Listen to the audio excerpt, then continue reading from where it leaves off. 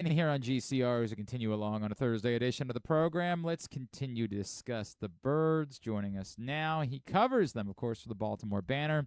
He's our buddy Andy Kostka, and he's with us here on GCR. Andy, good morning. How are you, sir?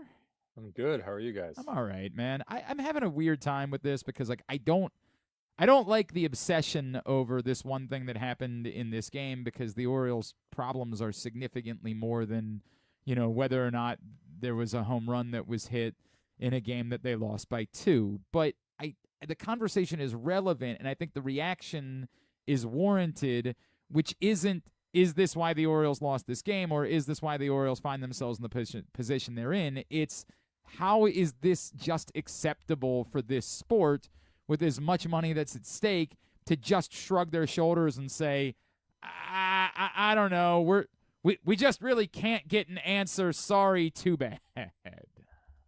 Yeah, so I have a story coming out in a couple minutes, kind of going into the intricacies of this. I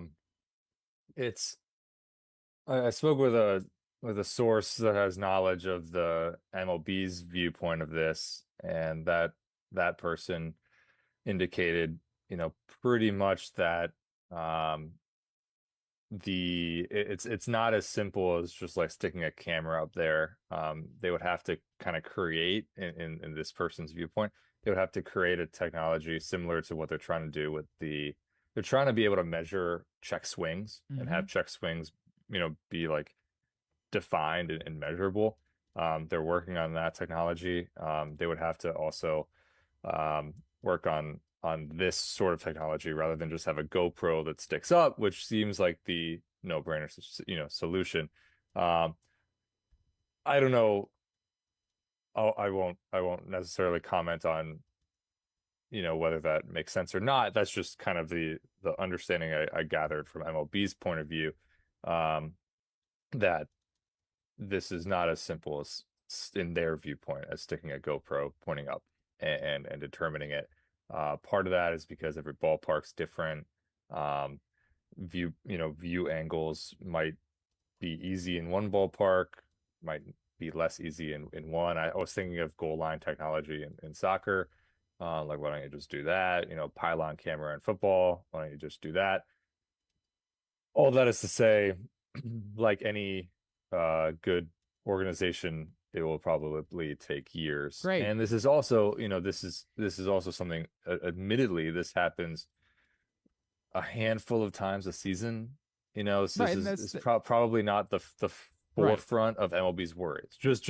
That's just anecdotal. I doubt it's the said, forefront Andy, of I their just said that a worries. second ago. This is what happens. Yeah. Everybody's mad about it for 5 minutes, and then Yeah. there's 100 other things that happen, and they've forgotten about it, so they never bother doing anything. 100%. It's interesting that's so they don't accept ball tracking data as being legitimate. Yeah, so basically I have actually, this is what I know about the ball tracking data. We saw a graphic, last night, but MLB's there's an internal research tool that, I don't have access to, but I know somebody with access to it and was able to review that page.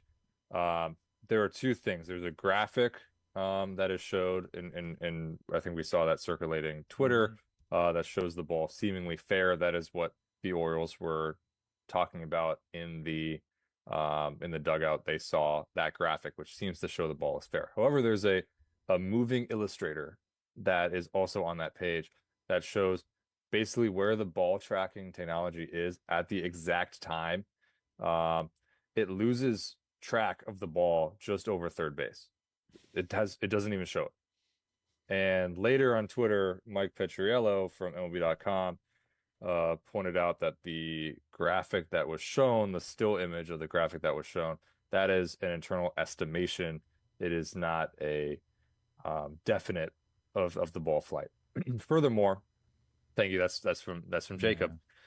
That is a estimation because the internal illustrator, the moving illustrator, loses the ball just after it leaves the infield, and so everything beyond that is a guess. So that's good to know. The reason why that is the case, so Hawkeye data, is able to pinpoint whether it's a ball or strike to the quarter of an inch. Those it's incredibly accurate when it's pointed at home plate, but the farther the ball gets from home plate, the less accurate it becomes. So that is where the issue also stands. So you'd have to have, Hawkeye sensors, throughout the entire ballpark, which I'm not going to plead poor. MLB is very, Right. like look at the money. You know what I mean? Like it's Like probably they doable. might be the type It's of thing where very they say, doable. "Hey, we can't do this at the Field of Dreams because we only play Right. one baseball game here." But these places where we're playing 80 plus, maybe it's worth the investment to improve the Hawkeye technology in these spots. Yeah, Again, I do know that there is some sort of an issue. Like the Hawkeye technology, it needs a certain sort of it needs to the reason why it was late coming to a lot of the spring training ballparks was because of just the setups there weren't necessarily good enough to have it positioned perfectly because every ballpark's different. So the behind home plate setup was wonky at some of the spring training grounds. I do imagine because there are some ballparks that have like, a left field open section. Um, is it standardizable? Like that's the thing that they need to be able to standardize where the the yeah, sensors are. Is that possible? These are things I don't know the answers to, and I'm not necessarily saying there isn't an answer. Like this is we're talking about Major League Baseball. This is a massive industry mm-hmm. with a lot of money. Like surely there is an answer to this. I just as you pointed out, I'm not sure this is the front of mind issue at this exact point, especially with um, you know it again being something that happens maybe 4 times a year. I everything that you said I think is correct, and I still come back to, but the answer can't be shrugging the shoulders either, right? Like the answer can't just be, well, there's just no way for us to know. Like Yeah, I really quickly, if you don't mind, I'm so yeah, sorry to cut you by all off. means, by all means. Just really quickly about the camera angle. So this is the thing that is kind of like, is mind-boggling to me. The first camera angle shown on Masson last night, that's from the first base dugout well. Right. That is about 90 feet away from the third baseline. So if this is the third baseline, we're going to be really academical right here. This is the third baseline. The first base camera well is like this. It's coming on, it's showing an angle. So of course, it's impossible to really tell based on that viewpoint Mm-hmm. whether it's accurate or not. I did get access and they tweeted it. If you look up MLB replay, they have a camera angle. The first camera angle they tweeted, or one of the first ones is from a low first base angle, and that's the one. No, that's the first Yeah, base That's angle. the first one. I'll pull up the That's second the one in a sec. that's the first base. The second one, hopefully they show is the low first base. Doesn't matter. There's a low I'll get it. first I'll get it. base angle that's closer to the third baseline. They use that um, as the example And I of think, why they couldn't, and I and they think shrugged that's, their shoulders. and I think that's what we saw coming back from break for those of us that were watching the game on Yeah, television this is last the night. angle, by the way. Yeah. Yeah. And you look at it and you say, okay, I get it, right? It still appears as though the ball goes over the pole. But yes, to your point, it's very different than what, and that's why as I said earlier, Andy, I understand. I understand how that can go back to New York and somebody can say, look, man, I just can't say, like, I have a completely different opinion about the replay center and the burden of the call on the field, and that's different. But I can understand how that happens last night. What I can't understand is how it's going to happen again. Like, it's not the first time, it's going to happen again. And I know that on the broadcast last night they were arguing raise the foul poles, and here in Baltimore we know that occurred once in the NFL where there was a kick that Justin Tucker made against the Patriots and nobody really knows. And so the NFL said, all right, let's keep raising them. Maybe we raise them forever. If somebody's capable of putting the ball over the foul pole, whatever we do, let's make sure there's not a part of our sport that we can come back to with a shrug and just say, yes, it's a significant difference, but we simply do not know what happened. And that's got to be a priority for us somehow, some way. Yeah, I agree. I would find it hilarious if we just like raise the foul out of the poles. stadium. They're Yeah, literally just like just have they're them just let's just make them television or not television. Let's just make them right.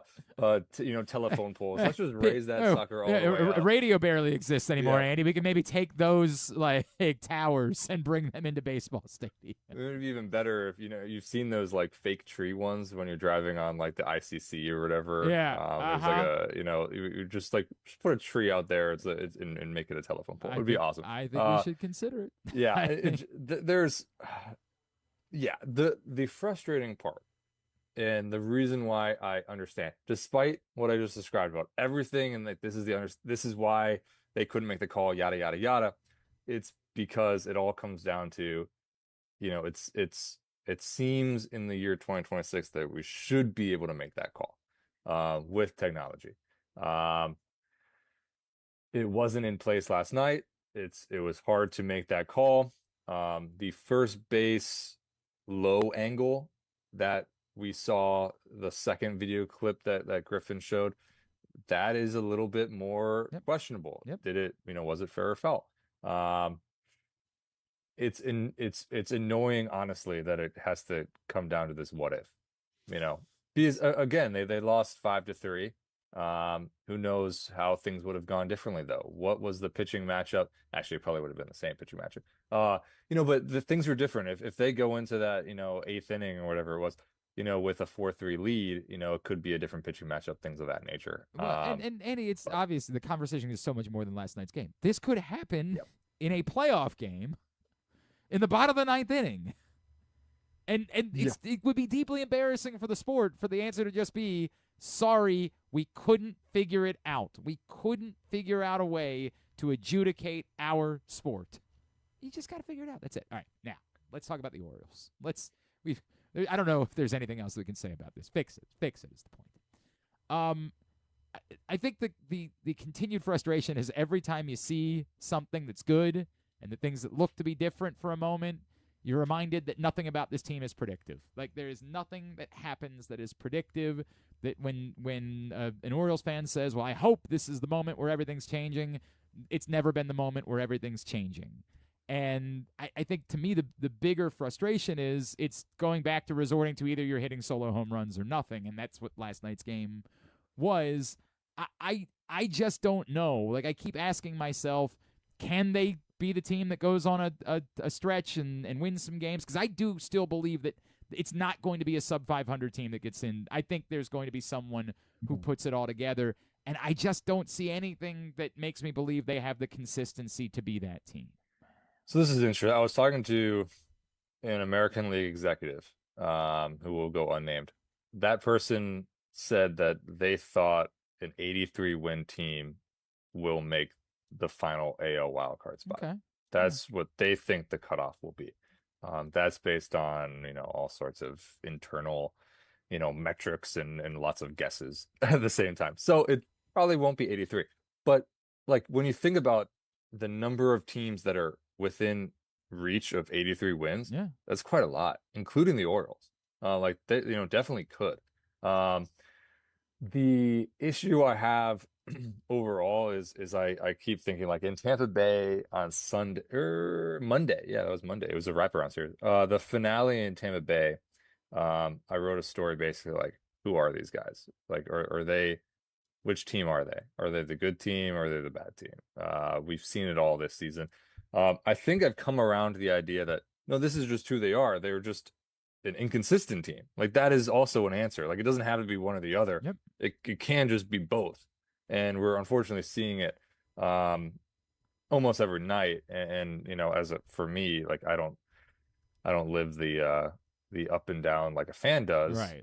So I have a lot of sympathy for, a fan base that is trying to understand, how they can, win 3 or 4 against the Tampa Bay Rays, a team that's really good, and then struggle at home, and last night was a little bit different, but the first game scoring 3 runs, or excuse me, scoring 1 run, like, it was a departure from the good play in Tampa Bay. So I guess what I think is, we're probably gonna see a team that in the last month of the season, we're actually almost at we're almost at exactly we're like at 35 games or whatever. Over those 35 games, we're gonna see some team rattle off 24 wins and get really hot. And I don't know if it's this team. Hmm. We'll find out together. But from everything we've seen so far, is they haven't, the Orioles haven't been able to sustain a long winning streak. They've done it once this season, uh, where it was what, 6 games, 7 games. Uh, but we haven't seen it enough. And there we just saw it, with 3 wins in Tampa Bay, and then they lose 3 in a row. So it's just this seesaw of a season. Um, that doesn't inspire confidence that this is a team that can be the one that rattles off 23 wins in their last 30. I'm just whatever the number will be, Right. to make the postseason. The decision for at least now to hold three catchers, when I saw it, Andy, like my first thought was, hey, Basayo is working his way back. And I also sort of get that we still have to figure out how much they're going to want Basayo to catch moving forward, but it does still really feel difficult to continue carrying two players on a roster that are just such negatives offensively. And I'm not trying to suggest that Jeremiah Jackson was lighting the world on fire, but I do still think offers you a little bit more in a late game situation. It feels tough to me that the answer can continue to be three catchers. Yeah, I think part of that has to do with the situation with Pete Alonso. Um, and we'll see what happens tonight. He hasn't played first base in four Yeah. games. Has been DH since then, since the calf cramp. So maybe that has something to do with it. Maybe they figured that Kobe Mayo and Samuel Basayo will take first base while they kind of nurse Pete Alonso through this. It just feels like you'd have a better DH option. It feels Sure. You like know who would be a pretty decent DH option could be Heston right. Kjerstad, who's, in AAA. And I know there are, there's history of, him not being a consistent player at the major league level. Yep. Um, Completely understandable. I know there are generally concerns about his defense, completely understandable. Um, but as a DH, especially against right-handed pitching, um, why not see? He seems healthy. He had so many health issues right when he was drafted, which delayed his debut in professional baseball. Uh, he had concussions, recently. He's been healthy now for most of this season, if not all. Yeah, pretty sure. Uh, and he's hitting really well in AAA right now. Why not see if there's a spark? The other option could be Enrique Bradfield Jr. Mm. I don't know if you really need another light hitting guy, but he does reach base at a high clip in AAA. He has a heck of a lot of speed for the base pass and is a whiz defender in center field. Those could be options Might that might seem to be, maybe say, a maybe decent bring option, more. like if Carlos Narvaez is on second base in a Monday night game as the tying run and Tyler Yes. O'Neill has a base hit. It just might be better to maybe have Enrique Bradfield on second base to try to see if he can't tie the game. 100%. Those are, and I get running with 3 catchers. I suppose if the concern is, how much can Pete Alonso play first Right. base right now? Do you want Basallo to play a lot of first with Kobe Mayo, spelling in at first base as well? Those are all, things that, behind the scenes, we're not necessarily privy to the exact discussions around Alonso's calf. However, yeah, when you do run with 3 catchers, you run the risk of lacking flexibility on your bench. And yeah, I personally would like to see what Heston Kjerstad looks like. Um, I personally would like to see what Enrique Bradfield Jr. looks like. Um, it's, I know Jeremiah Jackson, didn't hit well over the last month, but he still brings, flexibility defensively. Yep. And we have seen, he has it in him to, do things offensively, that you might not get from Pozo. Can be a good hitter. I will give, Shohei Pozo that. He does have that in his back pocket. He is less of a defensive catcher, however, and we saw it last night with the Mm-hmm. run that Mm-hmm. Jazz Chisholm scored. So I guess that is a roundabout way of saying I generally don't like running with three catchers I, because I value the flexibility of having bench I, options who are just more offensive. also, just because so I can talk more intelligently, is Heston Kjerstad definitively out of options? Like I thought that No, so he still has options this year. this However, right. I'm pretty sure if he is not called up this year, I have to fact check this. I So I thought don't want to say it on air. I don't want to say yeah, it on air that's the because I problem. have to I fact check think it. what Yeah. you're dealing with is what I've been dealing with on Yeah. this, where like I think that he would be exposed. Like So I this year he has options. So right. if they call him up this year, they can still option. I do Right, know that for a right. fact. But But next next year, year, and yes. that's more of what I think the relevance Yeah. to me is, hey, you're gonna have to make a decision. Yeah. It might be nice to see him one more time at the major league level before you have to make that decision, and maybe even 100%. you know. If you call him up and I understand like you're in a technical, I mean it's impossible. It's actually like kind of hard to imagine. You're this many games under 500, yet you're still in a postseason race. Like Yep, that is insane. yep. What has happened? Um, anyway, the I like when I debate that internally, I still lean toward it's like a fact-finding mission. You need to be able to tell, like before this offseason, if you drop him off the 40-man roster and you expose him to waivers, you need to be able to make that decision of either keeping him on the 40-man and trusting that he is going to be a piece of your future, or deciding without a measure of doubt that, hey, even if he blossoms elsewhere and a change of scenery is exactly what he needs, who knows? Um, Even if that's the case, you have to have the facts, and you haven't seen him at all this year in Major League Baseball. I'm not saying that he lit the world on fire, Nope, nope. previously in his Major League stints, but he's healthy. Um, you're I know you're in a playoff chase, but you're under 500. This is kind of the time to take these risks and fact find about who's going to be, a key part I, of the team next year, I know in I've my already opinion. I know we've already done like an hour, but just let's wrap No, up it's fine. the, Yeah. the bullpen stuff because obviously the Felix Bautista news significant, but like what could Felix Bautista possibly be as he returns? They don't have many good options leverage wise, and obviously, I know you reported this week about another consideration they're now having for the bullpen down the stretch this season. Yeah, Luis De Leon is a 23-year-old lefty. They could really use a lefty in that bullpen Mm. because Grant Wolfram has pitched so much this year, so much that he won't say it, but I have to imagine that he's a little tired.